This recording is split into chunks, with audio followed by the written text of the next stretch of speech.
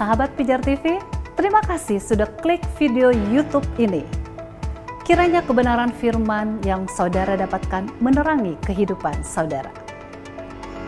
Untuk mudah menyaksikan video-video lainnya dan mendapatkan update dengan cepat, klik subscribe. Jangan lupa, berkat Tuhan jangan disimpan sendiri. Klik tombol share di bawah dan bagikan video ini ke sebanyak-banyaknya orang yang saudara kenal. Salam terang bagi Indonesia.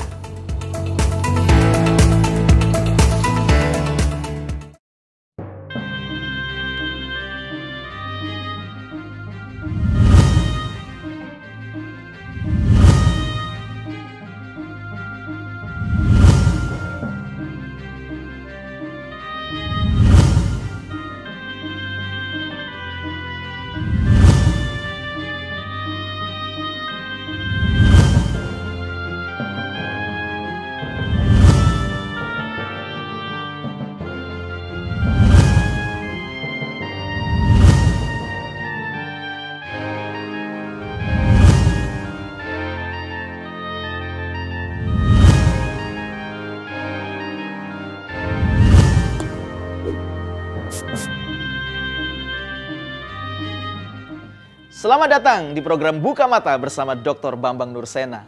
Inilah sebuah program yang menjelaskan dan menjawab kesalahpahaman yang terjadi seputar pemahaman terhadap kekristenan. Melalui program ini kami mengajak saudara bersama-sama belajar dengan kami memahami kekristenan secara benar agar kesatuan yang sudah kita bangun tidak cedera dengan perbedaan kita. Hari ini kita akan khusus membahas tema gerakan Sheva Misfot B'nai Noach Quo-Vadis. Gerakan ini memiliki akar teologis dalam pemahaman orang Yahudi, baik sebelum maupun sesudah kekristenan. Gerakan ini menyatakan bahwa seluruh umat manusia adalah keturunan Nuh, dan adanya 7 hukum Nuh yang berlaku bagi orang-orang non-Yahudi. Dipercayai hukum ini berlaku sebelum munculnya hukum Musa. Kita akan belajar bersama-sama dari sudut pandang sejarah, apakah hukum bagi anak-anak Nuh ini berlaku bagi seluruh ras dan suku di seluruh bumi ini. Ada banyak narasi tentang gerakan ini dan berlakunya hukum ini bagi orang-orang non-Yahudi. Bagaimanakah hukum ini diturunkan dari Nuh ke anak-anaknya dan ke orang-orang Kristen bukan Yahudi? Bagaimanakah akar sejarah hukum Nuh ini? Apa saja yang disebut hukum Nuh? Dan bagaimana mengetahui tentang sejarah ini memperkuat fondasi iman percaya kita? Mari, kami mengajak saudara sekalian untuk berdiskusi bersama kami tentang topik ini melalui WhatsApp dan telepon. Melalui nomor yang tertera di layar kaca.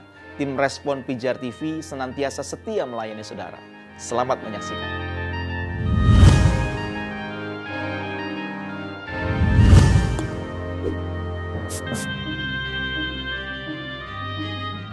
Shalom semuanya. Shalom. Kita ketemu lagi kali ini untuk belajar bersama Baba Nur.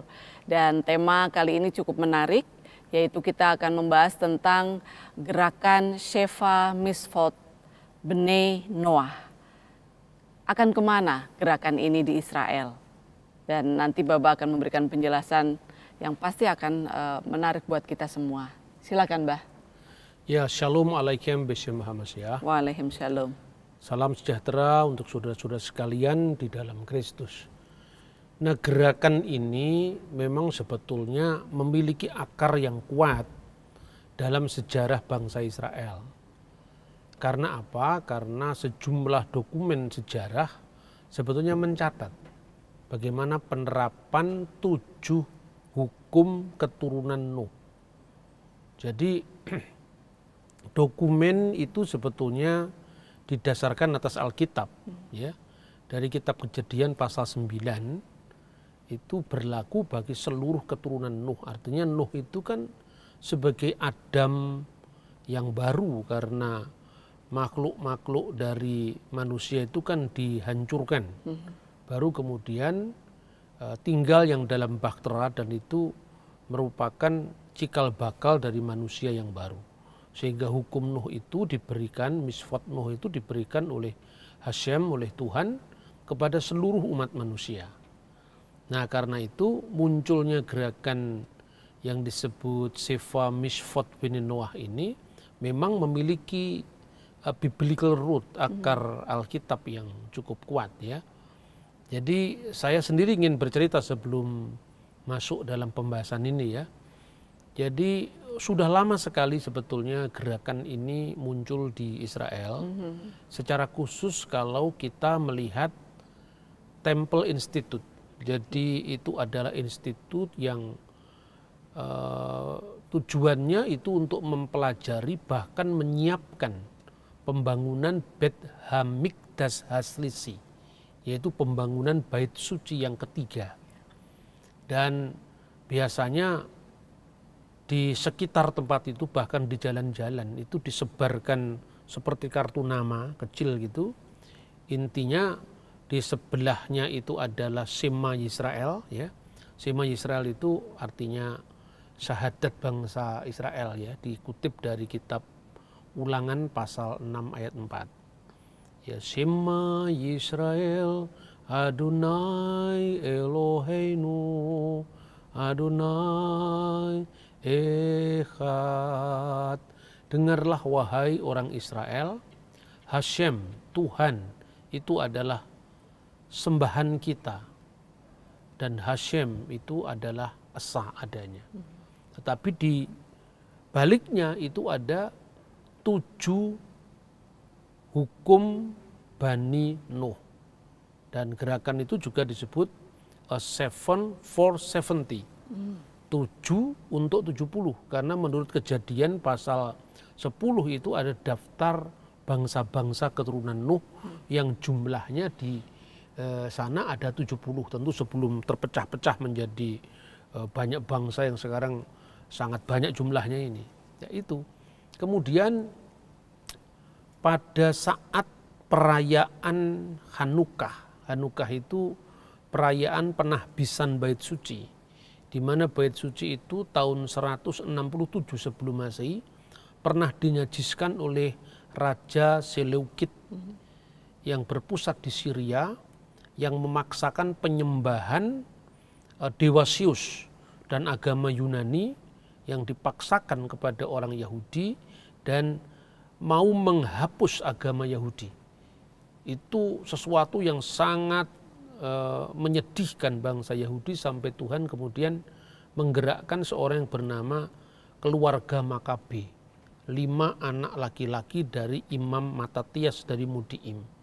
Maka kemudian sejak kemenangan Makabe ini, maka Israel menikmati kemerdekaan ya, mulai dari tahun 164 sebelum Masehi dan nanti sampai tahun 37 sebelum Masehi, ketika kemudian wilayah Israel merdeka itu dijajah oleh Roma di bawah Herodes Agung. Jadi ini masa kemerdekaan bangsa Israel antara tahun 164, tepatnya tanggal 25 bulan Kislev. Makanya sekarang ini sebetulnya perayaan Hanukkah.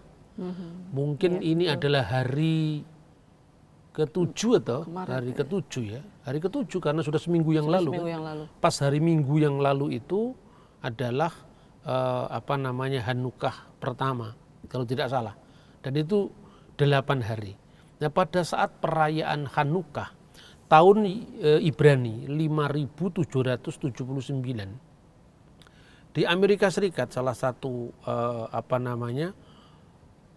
putusan dari Mahkamah Sanhedrin yang mewakili orang-orang Yahudi itu berhasil mendeklarasikan penahbisan Beit Hamikdash Haslisi, pembangunan bait suci yang ketiga.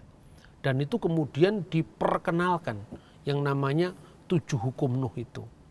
Dan bagi perspektif Yahudi, 7 hukum Nuh itu sebetulnya disusun ya seperti Asyarat Hadivarim, seperti 10 perintah Tuhan. Kalau hukum Musa yang disebut Seyak, yang disebut Taryak Misvot Muse, ya, Taryak Misvot Muse itu 613 hukum Musa itu berlaku bagi orang Yahudi. Maka yang namanya 7 hukum Nuh itu berlaku bagi orang-orang Goyim, artinya orang-orang bukan Yahudi. Nah, dokumen kapan yang mulai dikenal penerapan hukum Nuh itu Yang pertama dari Alkitab sendiri, misalnya kita bisa baca di dalam kitab Kejadian ya, pasal 9 ya. Jadi menurut narasi kitab suci, semua manusia yang ada sekarang ini, tadi saya katakan, itu termasuk Bnei Nuh, keturunan Nuh. Karena kan dari putra-putra Nuh itu kemudian menyebar dari Sem, Ham, dan Yafet itu. Nah karena itu hukum bagi anak-anak Nuh itu berlaku ya bagi seluruh manusia yang ada di bumi.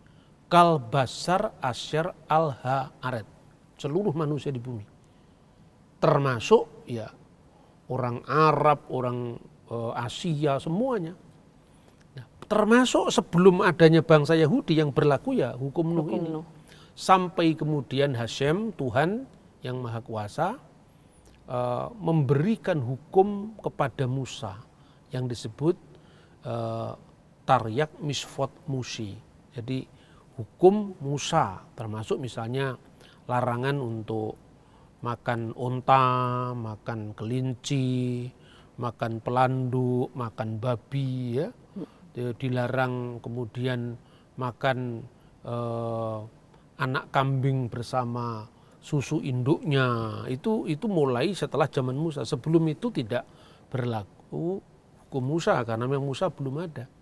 Nah itu kisahnya tentang hukum Nuh itu. Kemudian apa saja dalam kejadian sebelum zaman Nuh itu kan manusia diberi hukum zamannya Adam dan Hawa. Misalnya Kejadian pasal 1 ayat 29. Lihatlah aku memberikan kepadamu segala tumbuh-tumbuhan yang berbiji di seluruh bumi dan segala pepohonan yang ada buahnya yang berbiji akan menjadi makananmu.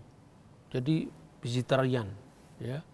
Kemudian pada zaman Nuh ya, setelah Tuhan membuat perjanjian, apa perjanjiannya itu adalah kutaruh busurku di atas awan sebagai perjanjian antara aku dan engkau. Pelangi itu simbol dari perjanjian Tuhan dengan Nuh. Yang dibuat perjanjian begini jangan dikritik. Perjanjian kalau secara hukum itu kan para pihak yang mengikat perjanjian, bukan itu maksudnya. Di sini covenant. Jadi Tuhan memberikan hukum yang mesti ditaati oleh manusia karena Tuhan telah memberkati manusia, menyelamatkan manusia. Jadi tidak sama dengan testamen dalam hukum perdata artinya ya. Covenant itu bahasa Ibraninya berit. Jadi sejak zaman Abraham itu mulai dipilih satu umat yang nanti akan melahirkan bangsa Israel. Maka sebelum pemanggilan Abraham, itu Abraham masih dihisapkan, masih dihitung sebagai goyim, orang bukan Yahudi. Sekalipun dia kakek moyang bangsa Yahudi, ketika Tuhan sudah memanggilnya dan diberi tanda sunat atau khitan, ya di dalam bahasa Ibrani Brit Milah. Saat itu kemudian Abraham menjadi bapak orang beriman dan Israel itu adalah penggenapan dari janji Tuhan bahwa semua bangsa di bumi olehmu akan mendapatkan berkat. Sesuai dengan kitab Kejadian pasal 12 ayat 3. Nah, makanya kemudian ketika bangsa Yahudi itu masih terlunta-lunta di dalam diaspora, dalam pengasingan, baik itu pengasingan ke Babel maupun setelah runtuhnya bait suci yang kedua setelah zaman Yesus. Jadi tanggal 5 Agustus tahun 70 Masehi, Bet Hamikdas itu dihancurkan oleh Jenderal Titus. Karena perang Yahudi yang pertama. Perang Yahudi yang kedua dilancarkan lagi perlawanan orang Yahudi yang dilakukan tahun 132 dan mereka menang untuk sementara waktu sampai pada zamannya pemimpin Yahudi yang bernama Simon Bar Kokhba.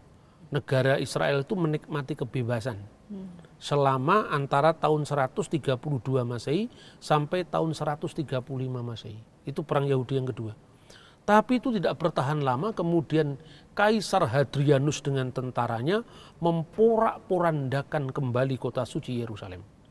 Lalu setelah itu orang-orang Kristen yang berlatar belakang Yahudi bersama dengan orang Yahudi yang bukan pengikut Yesus, mereka tidak diizinkan tinggal di kota suci Yerusalem. Mereka terpencar-pencar di seluruh dunia sampai mereka kembali lagi ke tanah suci Israel tahun 1948. Jadi bayangkan hampir 2000 tahun.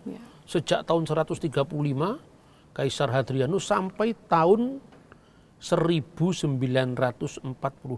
Jadi sebetulnya berdirinya negara Israel itu sebuah miracle sebetulnya ya. Orang tidak membayangkan bahwa bangsa yang sudah terlunta-lunta bahkan nyaris kehilangan identitas. Tapi ternyata mereka bisa memperdana identitas mereka itu. Makanya orang-orang yang mau kembali ke Israel kalau mereka itu masih keturunan Yahudi itu disebut aliyah. Mudik ke Holy Land kira-kira seperti itu. Karena aliyah itu berasal dari kata Allah yang artinya naik. Kenapa? Karena naik ke Bukit Sion. Makanya mereka datang semua ke sana. Barulah kemudian setelah orang Yahudi itu memiliki kekuasaan politik ya lewat negara Israel, maka mereka mulai ada kelompok-kelompok tertentu yang menghidupkan gerakan ini. Tapi sebetulnya tujuan gerakan ini intinya adalah supaya bangsa-bangsa lain itu diberikan kebebasan untuk melaksanakan agamanya. Sebetulnya positif, ya. Dan kalau bentuk yang paling kuno dari yang disebut hukum Nuh itu ya sebagaimana tercatat dalam Alkitab itu tadi. Misalnya larangan makan daging yang masih ada nyawanya. Artinya daging yang disembelih dengan dicekik sehingga darahnya tidak keluar. Itu tidak boleh dimakan. Itu yang berlaku bagi orang bukan Yahudi. Mungkin karena konteksnya juga kan itu penyiksaan terhadap binatang kan. Dicekik itu karena cara menyembelih korban itu sendiri ada aturannya supaya binatang itu tidak mengalami penderitaan yang terlampau terlampau kejam ya. Kemudian tentang mengenai darah, nyawa kamu aku akan menuntut balasnya, dari segala binatang aku akan menuntutnya, dan dari setiap manusia aku akan menuntut nyawa sesama manusia. Dalam Kejadian pasal 9 ayat 6 itu artinya larangan untuk membunuh, larangan untuk merampok, pokoknya tindakan kekerasan. Itu yang disebut sefikut damim, menumpahkan darah. Dasarnya apa? Karena manusia itu semua ya, ada kesamaan di depan Tuhan. Jadi tidak ada bedanya antara Yahudi dan bukan Yahudi. Di depan Tuhan adalah sama. Karena apa? Makanya dalam Kejadian pasal 9 ayat 6 itu dikatakan siapa yang menumpahkan darah manusia, darahnya akan tertumpah oleh manusia sebab Allah membuat manusia menurut gambarnya. Ini kembali kepada kisah penciptaan dalam Bereshit atau Kejadian pasal 1 ayat 26 dan 27. Dan semua manusia diciptakan menurut gambar Allah itu adalah merupakan equality, kesamaan, kesetaraan di depan hukum Tuhan. Nah makanya untuk bangsa bukan Yahudi berlaku yang namanya hukum Nuh. Yang kemudian nanti setelah abad ketiga Masehi para rabi itu menyusunnya, mensistematisir menjadi Sefa Mishvot, 7 hukum. Kata Mishvot itu kan jamak dari kata misfah, ya 7 hukum. Itu yang disebut 7 hukum bagi Bani Noah.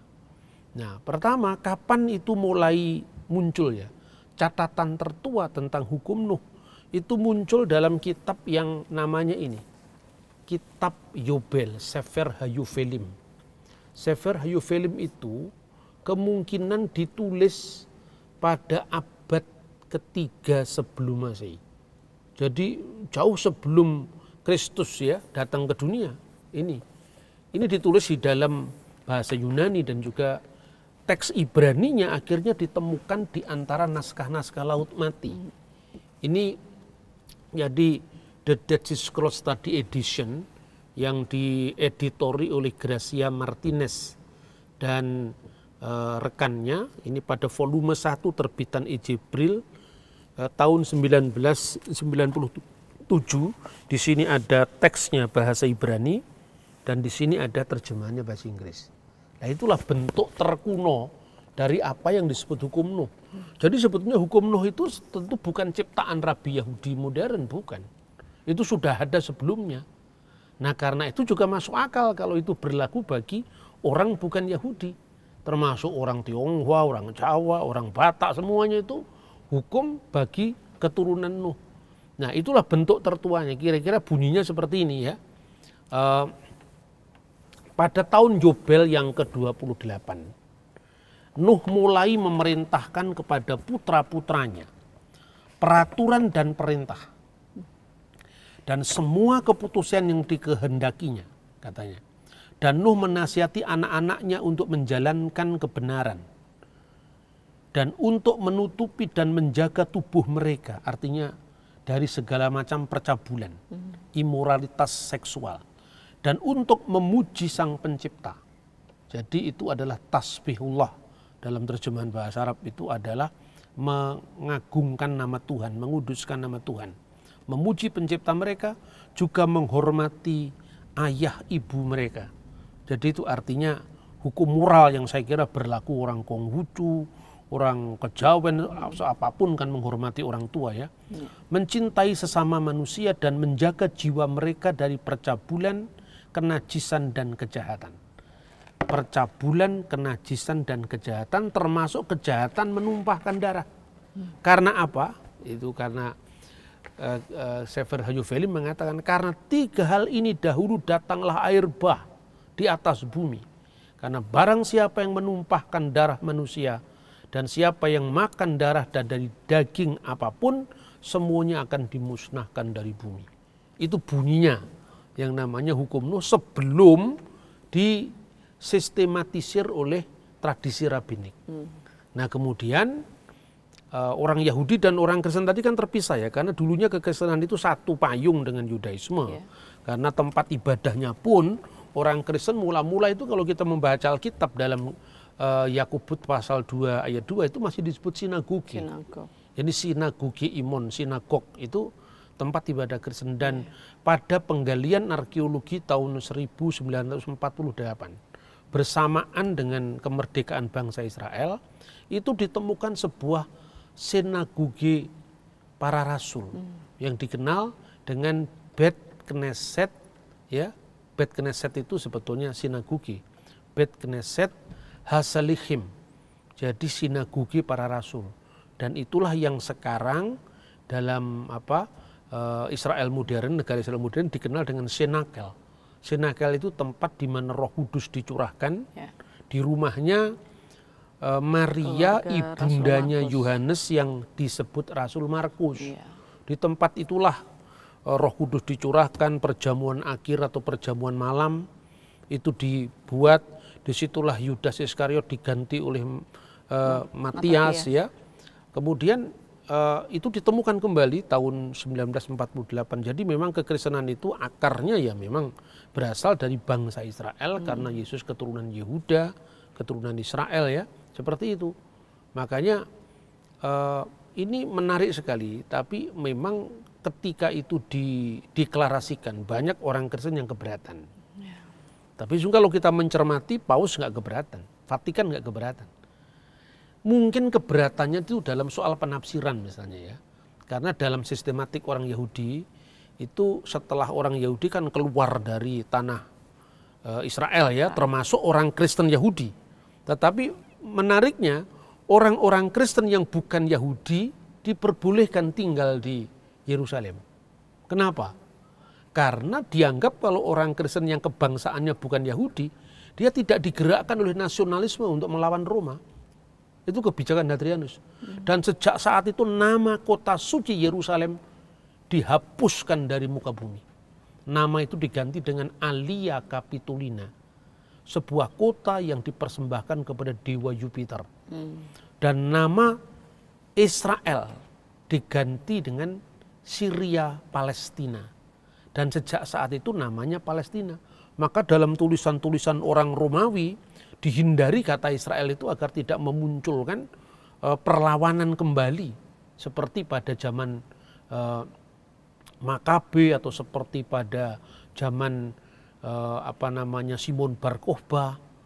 Nah, karena orang Kristen yang bukan Yahudi diperbolehkan tinggal di Yerusalem, maka orang Yahudi mulai konflik sama Kristen. Itu sejarahnya. Tapi konfliknya sama Kristen itu mula dengan Kristen yang goyim tadi.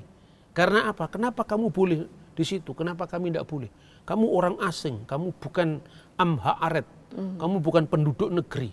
Kamu misalnya orang Syria, kamu adalah orang Yunani, kamu adalah orang Latin. Kenapa kamu tinggal di negeri saya? Nah, mulailah terjadi konflik antara Yahudi dan Kristen yang bukan Yahudi. Dan itu tercermin dalam perdebatan misalnya bapak-bapak gereja. Misalnya tulisan dari Justinus Martir dengan seorang Yahudi yang bernama Trypho, ya. Itu ditulis pada kira-kira tahun 150 Masehi. Itulah sejarahnya nanti kenapa Kristen dan Yahudi itu ada gap. Tapi sebetulnya gap itu mula-mula karena kebijakan pemerintah Hadrianus yang melarang orang Yahudi, baik yang percaya Kristus maupun yang tidak percaya Kristus, keluar dari kota suci Yerusalem. Sementara dalam kebijakan itu orang Kristen yang bukan Yahudi, karena pertimbangan nasionalisme, mereka kan bukan ancaman kalau dia bukan Yahudi kan, boleh tinggal di Yerusalem. Maka sejak abad kedua Masehi, memang ada gereja Kristen di Yerusalem, tetapi kepemimpinannya selalu dipegang oleh orang bukan Yahudi. Nah, itu sejarahnya. Jadi di sini ada persoalan politik, persoalan budaya, dan baru persoalan teologi. Makanya sekarang ini antara orang Kristen dan orang Yahudi itu selalu diadakan dialog-dialog, bukan hanya dengan Islam ya. Dengan Yahudi misalnya Vatikan II itu memiliki komisi khusus untuk berdialog dengan orang Yahudi. Dan dalam kunjungannya Paus Yohanes Paulus II tahun 2000 itu kunjungan yang terlama di Yerusalem. Jadi rintisan awal itu hubungan antara gereja dengan orang Yahudi itu sejak misalnya Paus Paulus keempat. Paus Paulus keempat itu datang ke kota suci Yerusalem dan kemudian dia melalui lembaga gereja yang bernama De La Salle mendirikan Universitas Katolik di Bethlehem. Itu sejak tahun 1964 dan itu diteruskan kebijakan itu, dan sekarang gereja Katolik mencoba untuk mendamaikan. Ya, jangan adalah pertentangan Yahudi dengan orang Arab Palestina. Semua ini bersaudara. Ya, yang Yahudi juga dirangkul, yang Arab juga dirangkul. Memang gereja kan seharusnya begitu. Ya. Itu sejarahnya kenapa ada konflik antara Yahudi dan Kristen. Dan kemudian sejak Vatikan II itu juga dalam hal ini gereja Katolik membebaskan orang Yahudi dari tuduhan telah mengkhianati Kristus atau tuduhan orang Yahudi telah membunuh Yesus. Karena apa? Karena pembunuhan terhadap Yesus itu kan sebetulnya bukan semua orang Yahudi yang terlibat. Itu kan sebetulnya lembaga Sanhedrin yang waktu itu dikuasai oleh kelompok Saduki. Dan orang Yahudi yang sekarang itu kebanyakan dari Parisi. Saduki sudah tidak eksis kan sejak Bait Allah itu hancur. Karena orang Saduki biasanya itu aristokrat, itu priayi Yahudi yang menguasai ekonomi, menguasai politik, menguasai agama. Begitu Bait Suci hancur sejak tahun 70 mereka tidak punya pekerjaan lagi. Lalu hilang, tapi yang orang Parisi ini bertahan ya melalui siapa? Seorang rabi. Rabi yang namanya adalah Yohanan ben Zakkai. Jadi dia memohon pada pemerintah Roma karena dia sudah tahu ini kalau diterus-teruskan ini kalah kita ini dan agama Yahudi bisa hilang dari sejarah. Maka dia memohon lalu diberikan suatu tempat untuk meneruskan eksistensi Yudaisme itu melalui sebuah tempat yang namanya Yabne, dan Yabne itu sekarang di dekat kota Tel Aviv. Di sanalah didirikan Yeshiva. Yeshiva itu sekolah teologi Yahudi yang mencoba untuk mengajarkan hukum Yahudi itu, dan itu bertahan sampai hari ini. Nah, itulah sejarah antar Kristen dan Yahudi. Kristen itu eksis dengan baik Kristen Yahudi maupun Kristen non Yahudi, ya. Makanya dalam Alkitab itu ada rasul bagi orang yang bersunat dan rasul bagi orang yang tidak bersunat. Nah, itu sejarahnya seperti itu.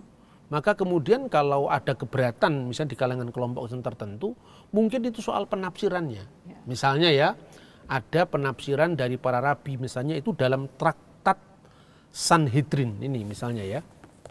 Ini perumusan tentu sejak setelah abad ketiga ya.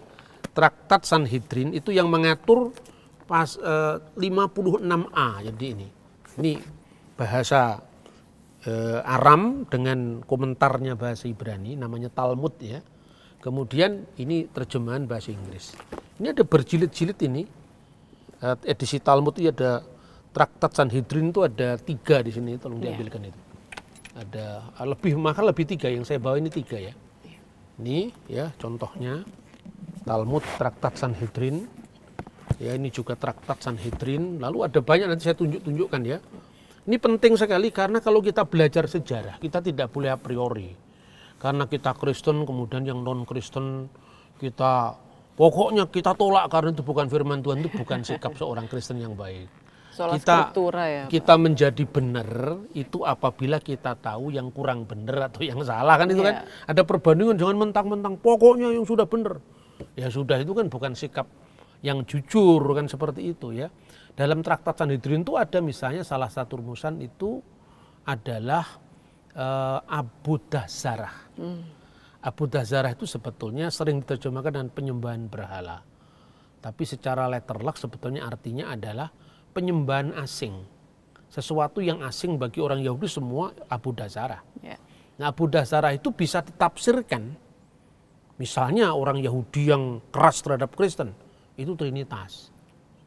Nah kelompok Kristen yang berkeberatan ya ini yang benar prinsipnya seperti itu. Tapi siapa yang memegang tafsirnya, istilahnya juklaknya kalau istilah hukum itu. Kalau ini benar-benar berkuasa, lalu kita bisa dituduh menyembah berhala, siapa yang menjadi hakim? Kan seperti itu. Nah, tetapi secara prinsip isinya tidak ada masalah, memang itu dari kitab suci dan memiliki historical root, memiliki akar sejarah yang sangat kuat sebelum zaman Kristus dan nanti diteruskan lewat setelah zaman Kristus. Jadi urutannya ya, itu adalah Kejadian pasal 9 ayat 1 sampai dengan ayat 6, kemudian Sefer Hayuvelim dari abad ketiga sebelum Masehi, kemudian nanti juga kita bahas Alkitab Perjanjian Baru juga mengutip itu ketika terjadi perselisihan antara jemaat Kristen yang berasal dari keturunan Yahudi ya seperti Yakobus saudara Kristus dan orang-orang Parisi yang percaya Kristus yang ingin memaksakan hukum itu kepada orang Kristen yang bukan Yahudi, yang pusatnya di Antioquia. Itu catatan sejarahnya lengkap. Maka kalau kita membaca Alkitab, dari Alkitab langsung Luther, Alkitab langsung Calvin, kita ketemu apa-apa. Masa 16 abad kita buang dalam sejarah kita itu loh. Jadi ungkapan hanya Alkitab itu kelihatannya saleh. Tapi banyak salahnya. Kenapa banyak salahnya? Karena sejarah terus dipotong. Nah itu kira-kira seperti itu ya. Maka sikap kita yang rendah hati terhadap gagasan-gagasan yang intinya menuju kepada perdamaian harus itu dihormati. Nah makanya sebetulnya gerakan ini juga tidak hanya berlaku bagi orang Israel ya, artinya orang Yahudi, tetapi juga mereka-mereka yang bukan Yahudi, misalnya orang Arab. Dan saya dengar terbaru itu justru orang Arab itu perwakilan agama Islam yang di Knesset dan juga di wilayah Israel, karena kan warga negara Israel tidak semuanya Yahudi. Iya, betul. Jumlahnya warga negara Israel yang beragama Islam itu lebih banyak daripada jumlahnya orang Kristen di negara Israel. Karena orang Kristen kebanyakan tinggal di Palestina. Ya, itu harus kita ketahui karena orang Indonesia kan seolah-olah Palestina itu mewakili Islam, Yahudi mewakili Kristen. Enggak, itu mewakili Yahudi. Dan saya kira itu juga opini yang harus kita tolak. Tidak semua orang Yahudi itu yang digambarkan dalam demo-demo itu. Tidak seperti itu. Orang Yahudi pun juga ada yang garis keras. Tapi juga ada yang mereka moderat. Bahkan saya berikan contoh ya. Presiden Israel yang sebelum ini. Itu bulan apa itu? Dari 2021 terakhir. Sampai bulan 2021 bulan Juni yang lalu kalau tidak salah. Itu namanya Presiden Israel itu adalah Reuven Rivlin. Siapakah dia? Reuven Rivlin itu anaknya seorang intelektual Yahudi yang sekira tahun 1946 atau 1950-an itu penerjemah Quran dalam bahasa Ibrani. Ini contohnya Qurannya. Ya. Al-Quran. Ini bukan dipikir ini Alkitab, ini Al-Quran ini, tapi bahasa Ibrani. Itu terjemahan kedua loh nggak salah. Nah sekarang terjemahan lagi, ada terjemahan Quran. Judulnya Ha-Quran Hamifwar. Setahu saya ada terjemahan Quran yang baru terbit ini, yang kemudian juga itu didanai oleh pemerintah Arab Saudi dalam bahasa Ibrani. Lalu sebelumnya ada terjemahan orang Ahmadiyah. Kalau nggak salah hanya sampai pada surat Ali Imran atau apa, tapi bahasa Ibrani. Dan di sini orang Kristen juga harus tahu bahwa kata Elohim itu tidak hanya untuk orang Yahudi dan Kristen, gitu. Karena coba perhatikan ini. Ini Bismillahirrahmanirrahim ya. Itu diterjemahkan dalam bahasa Ibrani. Beshem Elohim Harahman Viharahum. Ini yang di masjid-masjid kita Bismillahirrahmanirrahim diterjemahkan Beshem Elohim, demi nama Elohim Harahman yang Maha Pengasih, Viharahum dan Maha Penyayang. Ini kan orang Indonesia asing yang begini. Jadi kalau ada gereja namanya GBI Elohim, gitu, seolah-olah Elohim itu miliknya orang Kristen. Padahal enggak, itu bahasa. Kan itu bahasa gitu. Semakin kita jauh dari akar kita, maka kita ini kadang-kadang lebih fanatik ketimbang asalnya semula. Semakin jauh orang Islam dari dunia Arab, itu jauh lebih Arab ketimbang orang Arab sendiri. Semakin fanatik ya. Semakin orang Kristen jauh dari Timur Tengah, semakin Yahudi ketimbang orang Yahudi sendiri gitu. Jadi ini penyakit kita ini, menjadi Kristen, menjadi Muslim, menjadi Hindu, itu menjadi Islam yang Nusantara, Hindu yang Nusantara, Kristen yang Nusantara, dan jangan mengambil konflik negara lain di zaman yang berbeda untuk kita lanjutkan sekarang. Kok enggak malu konflik aja pinjem orang lain? Iya. Ya, kecuali kalau kita sendiri yang punya masalah, kita enggak pernah punya masalah. Dulu ketika Katolik bertengkar sama Protestan di Eropa abad pertengahan, kita bawa-bawa ke sini. Seolah-olah itu peristiwa baru terjadi kemarin. Kita nggak mau cross check apa sebetulnya akar konflik itu. Iya, Pak. Itu memelihara konflik yang seperti itu. Saya kira itu ya, bisa dipahami. Jadi latar belakang dari apa yang tadi kita bahas. Iya. Ya, terima kasih, Mbak. Semakin menarik kalau kita belajar sejarah ya, teman-teman semua. Semakin kita memahami sejarah, maka iman kita akan semakin kuat dan tidak akan mudah kita terombang-ambing oleh pengajaran yang banyak beredar sekarang ini. Dan tentu dari semua pemaparan yang disampaikan oleh Baba Nur, ada banyak pertanyaan yang mungkin dari teman-teman ini mau tanyakan. Jadi mumpung kita sedang belajar bersama, silahkan. Mbak, saya mau bertanya. Tadi apa menjelaskan tentang Sifa Mesfot Benenoa? Sifa Mesfot Benenoa. Lalu saya tadi mendengarkan Abah menjelaskan tentang ketujuh hukum yang berlaku bagi keturunan Nuh. Apa saja yang termasuk ke dalam 7 hukum yang berlaku bagi keturunan Nuh, Mbak? Lalu kapan hukum itu mulai terlaksanakan? Dan bagaimana tanggapan kita sebagai umat Kristen mengenai adanya hukum yang berlaku bagi keturunan Nuh tersebut, Pak? Oke, ya terima kasih. Jadi tadi belum saya sampaikan ya yang 7 tadi. Belum semua. Jadi gini, sekalipun itu sumbernya dari Alkitab ya, dari Kejadian pasal 9 ayat 1 sampai dengan ayat 6, tapi di situ belum ada penomorannya, belum ada. Belum. Jadi penomoran itu memang tradisi para rabi. Ya seperti saya kira 10 perintah Tuhan itu kan penomorannya juga beda-beda kan. Antara orang Yahudi dengan orang Kristen juga beda. Antara Kristen sendiri juga beda. 10 perintah Tuhan itu kalau bagi orang Yahudi misalnya, hukum yang pertama itu adalah Anoki Adonai Eloheka Aser Hoseticha Me'aret Misrayim Mibet Avadim. Akulah Tuhan Allah yang kamu sembah, yang telah mengeluarkan engkau dari tanah Mesir, dari tempat perbudakan. Itu hukum pertama. Kalau di Kristen itu kan bukan hukum pertama, itu konsideran hukum. Hukum pertamanya adalah Lo yihye lecha Elohim akhirim alpanai. Jangan ada ilah-ilah lain di hadapan hadiratku. Antara Kristen sendiri, antara gereja Ortodok dengan Calvinis ya, beda dengan gereja Katolik dan Protestan Lutheran. Tapi itu tidak penting. Yang penting bahwa dalam semua rumusan itu tercakup ya, semua misfot itu, hukum-hukum Tuhan itu.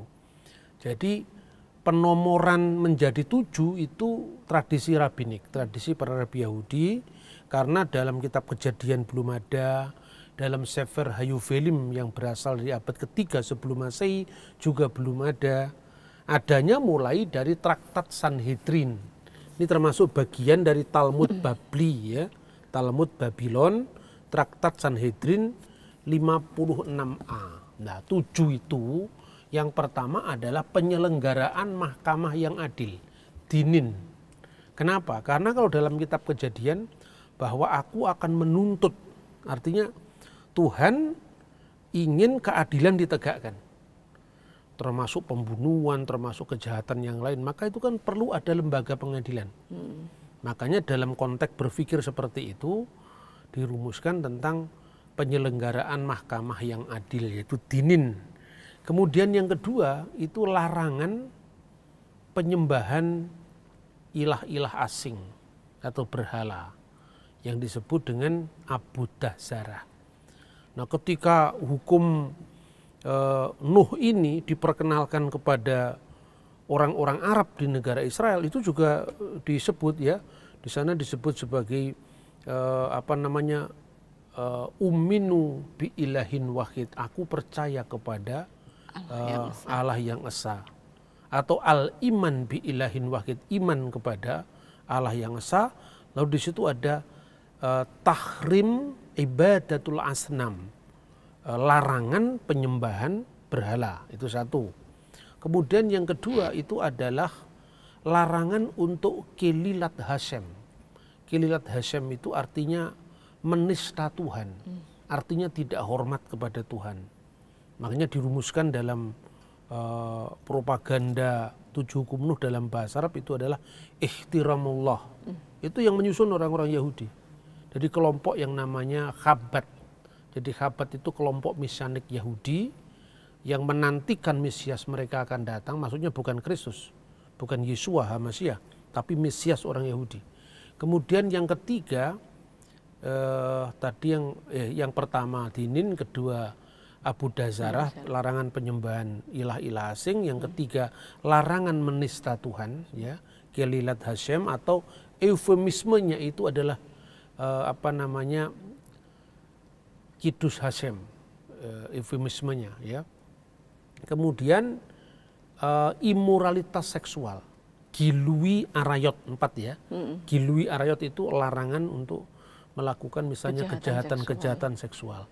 Lalu sefikut damim, larangan penumpahan darah, pembunuhan. Lalu tindakan kekerasan, perampokan, pencurian itu disebut gesel. Dan yang terakhir seperti eksplisit juga disebut di dalam kitab Kejadian adalah we'ever min hakai, dilarang memakan binatang yang masih ada nyawanya, artinya binatang yang mati dicekik. Itu isinya 7. Lalu kapan itu mulai direalisasikan? Ketika Israel punya negara. Jadi pada masa pemerintahan Makabe itu saya kira dilaksanakan tentu karena ada mahkamahnya bagi orang yang non Yahudi yang tinggal di negara Israel. Jadi bagi orang Yahudi yang tinggal di negara Israel ya berlaku hukum Musa. Tapi bagi orang asing yang disebut ger, yang tinggal di negara Israel, yang melakukan hukum Nuh karena mereka sesuai dengan tuntutan Alkitab, disebut gertosaf. Gertosaf itu orang asing yang menjalani kehidupan yang benar sesuai dengan Alkitab. Itu sudah dilakukan pada masa pemerintahan Israel kuno. Pada zaman Musa pun dilakukan, yaitu ketika mereka berada di padang gurun. Nah untuk Israel sekarang ini dalam tahap untuk diperkenalkan, dan itu saya kira belum menjadi hukum resmi, karena di negara Israel itu kan negara demokratis ya. Di bawah negara Israel itu ada bagian-bagian misalnya agama Yahudi, kemudian juga jaminan kebebasan bagi orang-orang yang beragama Kristen, itu ada semua. Bahkan di kalangan aliran-aliran Yahudi yang kadang-kadang juga tidak sama. Itu saya kira. Iya. Ada lagi yang tadi belum dijawab? Oh iya, yang terakhir bagaimana kita sebagai umat Kristen menyikapi. Ya saya kira seperti pandangan saya seperti Vatikan tadi. Bahwa itu secara biblical memang punya root, punya akar ya. Jadi kita tidak bisa menyangkal bahwa memang ada larangan penyembahan asing, abudah zarah, kita dilarang menista nama Tuhan, kan itu kan perintah 10. Iya. Jangan menyebut nama Tuhan Allahmu dengan tidak hormat dengan sembarangan, kan itu ada. Kemudian hukum itu universal. Misalnya larangan untuk pembunuhan, larangan untuk perzinahan itu kan sifatnya universal. Jadi kita menerima. Hanya persoalannya adalah pada implementasi praktisnya, artinya pelaksanaan hukumnya, penegakan hukumnya. Lah itu siapa yang menafsirkan Abu Dazarah? Lah kalau ditafsir rabi-rabi, kalau rabi-rabi bisa paham agama lain, misalnya tentang Kristen, tentang Hindu yang ada di negara Israel. Karena sekarang kan Thailand membina hubungan dengan Israel dalam bidang pertanian. Di kibbutz itu banyak orang Thailand yang belajar pertanian ke Israel, dan orang Israel membutuhkan benih mangga, benih tanaman-tanaman Asia itu. Itu kan berlaku bagi apa? Gitu loh. Kalau aturan para rabi, orang yang sudah gertosaf, orang asing yang hidup sesuai dengan tuntutan Taurat, itu satu langkah lagi mereka menjadi Yahudi proselit. Ya, gersedek, menjadi orang asing yang benar sesuai dengan tuntutan Taurat. Lah kalau mereka sudah jadi Yahudi yang berlaku hukum Taurat, bukan hukum Nuh. Jadi prinsipnya itu adalah prinsip kebebasan beragama. Tapi persoalannya pada implementasi praktisnya, pada pelaksanaannya itu yang menjadi masalah kan. Ya. Ada lagi yang mau tanya? Mas, saya mau nanya. Berarti untuk orang-orang bukan Yahudi tidak berlaku hukum Musa, misalnya larangan makan babi dalam Imamat 11. Nah itu bagaimana Pak? Oh iya jelas. Ya untuk orang Yahudi ya tidak berlaku, orang bukan Yahudi ya tidak berlaku hukum Musa. Hukum Musanya berlaku bagi orang Yahudi. Jadi artinya gini, misalnya orang-orang India, agamanya Hindu kan, ya mereka boleh makan babi. Tidak ada larangan, memang menurut hukum mereka nggak boleh makan babi, justru sapi yang nggak boleh. Karena sapi itu kan simbol daripada kendaraannya Siwa, itu nggak boleh dimakan. Jadi artinya dalam konteks Indonesia itu halal bagi siapa, haram bagi siapa dulu. Ya, betul. Kan begitu. Kemudian bagaimana kita bisa memahami perbedaan antara hukum Musa dengan hukum Nuh ini? Karena hukum Nuh itu untuk semua bangsa bukan Yahudi. Termasuk Islam berlaku hukum Nuh. Ya. Termasuk orang Kristen bukan Yahudi berlaku hukum Nuh. Tapi kalau orang Kristen Yahudi berlaku hukum Musa. Seperti itu kira-kira. Jadi tentu ya babi tidak dilarang kalau untuk orang bukan Yahudi, hanya untuk Yahudi saja itu dilarang. Iya. Itu kira-kira. Mbak, ada satu pertanyaan lagi yang ini juga cukup membuat orang Kristen mengalami satu kebingungan. Adakah di dalam Alkitab kita yang menuliskan tentang orang-orang Kristen tidak terikat dengan hukum Musa? Karena ini terkait dengan tuduhan bahwa Rasul Paulus adalah rasul palsu yang membebaskan orang-orang Kristen dari hukum Musa. Nah, pertanyaannya Kristen yang mana dulu? Karena di dalam sejarah gereja ada dua kelompok orang-orang yang mengikuti Yesus. Yang pertama orang-orang Kristen dari latar belakang Yahudi. Mereka pada masa itu masih disebut Nasrani atau Nostrim. Nah, itu juga nanti disebutkan dalam salah satu dari Shemoneh Esrei.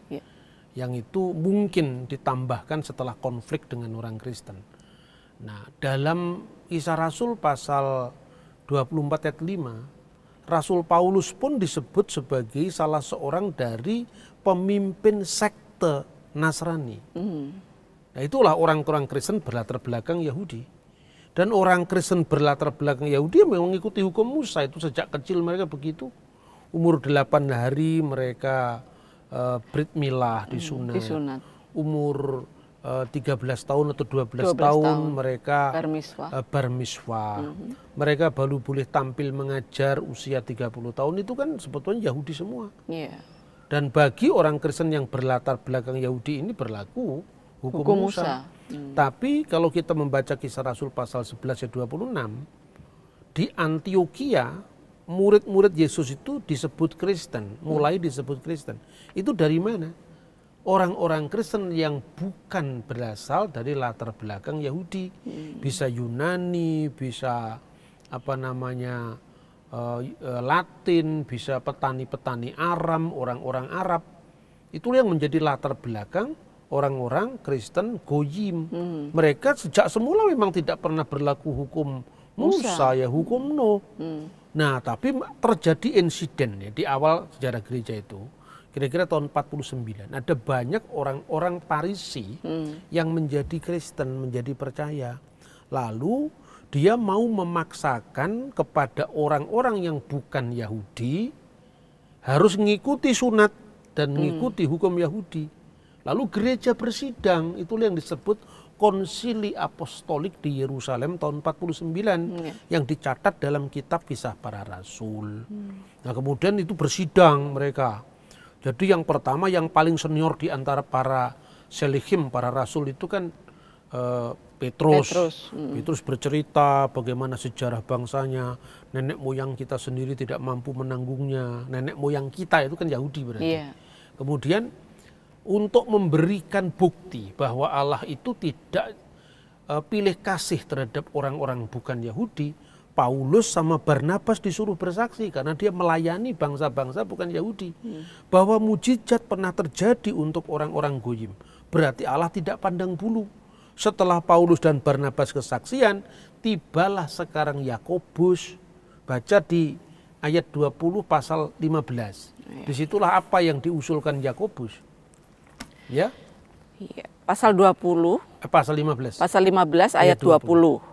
Tetapi kita harus menulis surat kepada mereka supaya mereka menjauhkan diri dari makanan yang telah dicemarkan berhala-berhala, dari percabulan, dari daging binatang yang mati dicekik, dan dari darah. Nah, itulah hukum Nuh sebetulnya.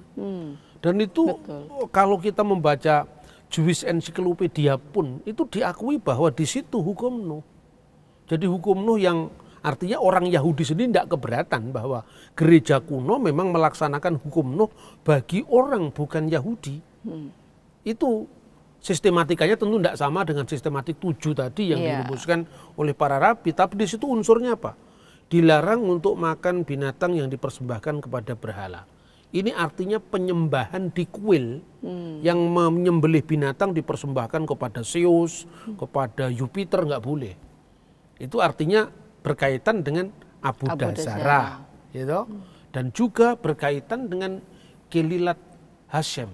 Tidak boleh menista Tuhan dengan kita mempersembahkan sesuatu kepada ilah-ilah asing. Yang kedua itu adalah dari imoralitas seksual, jadi perzinahan atau percabulan. Itu kan gilui arayot tadi yang disebut dalam hukum Nuh itu. Kemudian binatang yang mati dicekik. Lah itu kan unsur tadi yang disebut sebagai efer min hakai. Makan binatang yang masih ada darahnya. Dan kemudian dari darah. Darah itu sefikut damim, pertumpahan darah, kekerasan terhadap sesama dan sebagainya. Jadi itu hukum Nuh.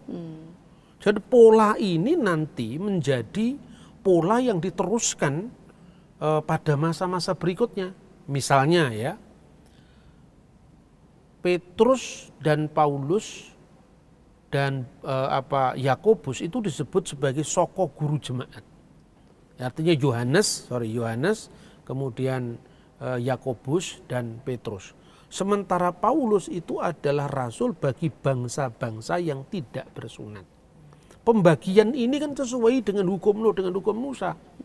Jadi kalau kita menafsir Alkitab mesti melihat sejarah dulu. Betul. Nah kemudian pertanyaannya, kalau Paulus dituduh memalsukan Injil atau membebaskan orang Yahudi, non-Yahudi dari hukum Musa. Nah sejak dulu memang bebas kok, tidak ada yang mewajibkan. Paulus salahnya apa? Tidak ada eksplisit yang mengatakan Paulus mengatakan dia yang memutuskan. Itu putusan para rasul. Dan putusan para rasul itu bukan karangan mereka, itu kembali kepada hukum yang sudah ada. Paulus tidak pernah melanggar apapun.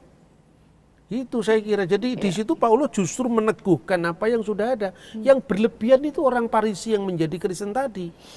Wong rabi-rabi mereka tidak pernah memaksakan non-Yahudi untuk mengikuti hukum Musa, kok apa urusannya dengan hukum Musa? Iya. Itu saya kira ya. Iya, mungkin masih ada yang mau ditanyakan? Iya, saya. Iya, silakan. Saya ingin bertanya bagaimana praktek pemberlakuan hukum Nuh dan hukum Musa pada saat zaman Israel modern sekarang, Mbak. Oh, zaman Israel modern. Iya, itu menarik juga ya. Tadi kan saya sudah cerita tentang apa? Ada traktat-traktat kecil sebesar kartu nama yang disebarkan. Itu kan sebetulnya memperkenalkan hukum untuk orang-orang bukan Yahudi. Jadi artinya orang Yahudi itu sebetulnya mau memberikan kenyamanan ya. Kenyamanan kepada warga negara asing yang tinggal di negara Israel atau orang bukan Yahudi, bukan beragama Yahudi yang tinggal di negara Israel. Sebetulnya kalau untuk contoh toleransi dalam urusan makanan, itu Israel seharusnya menjadi contoh. Nah kita Indonesia apa contohnya? Orang di Bali pun mau bikin label halal. Ini halal menurut siapa? Kalau menurut Islam, sapi itu halal, bagi orang Hindu itu haram.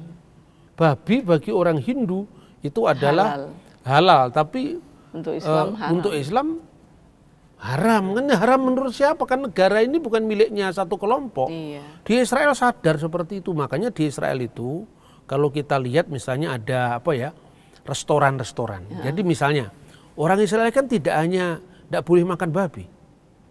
Onta juga tidak boleh dimakan. Gitu? Onta tidak boleh dimakan. Kelinci tidak boleh dimakan juga.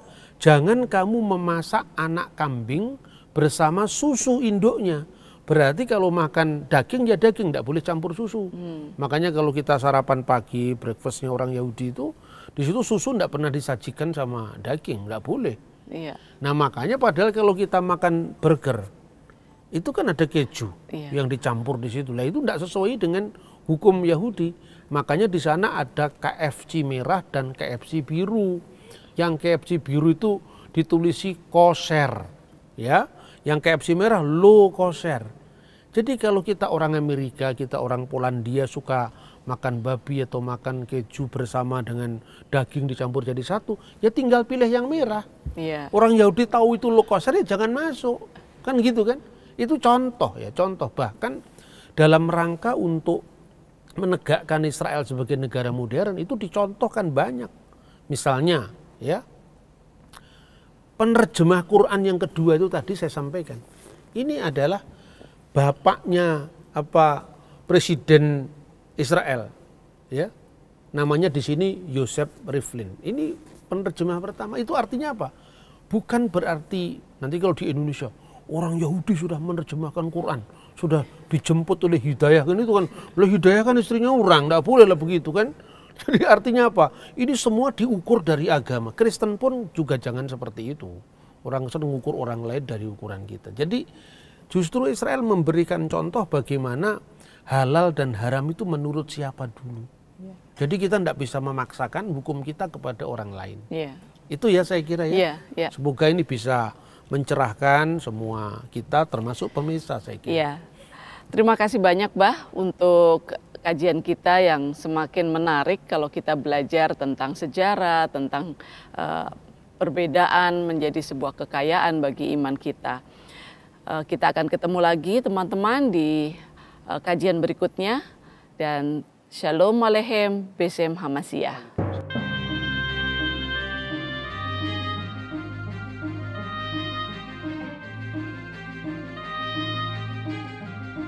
Terima kasih saudara sudah menyaksikan program Buka Mata bersama Dr. Bambang Nursena. Kiranya pembahasan dalam program ini membantu kita memahami kekristenan dengan dasar sejarah yang benar. Produksi program ini didanai oleh donasi saudara kepada Pijar TV yang memampukan kami menyiarkan program ini ke seluruh pelosok Indonesia.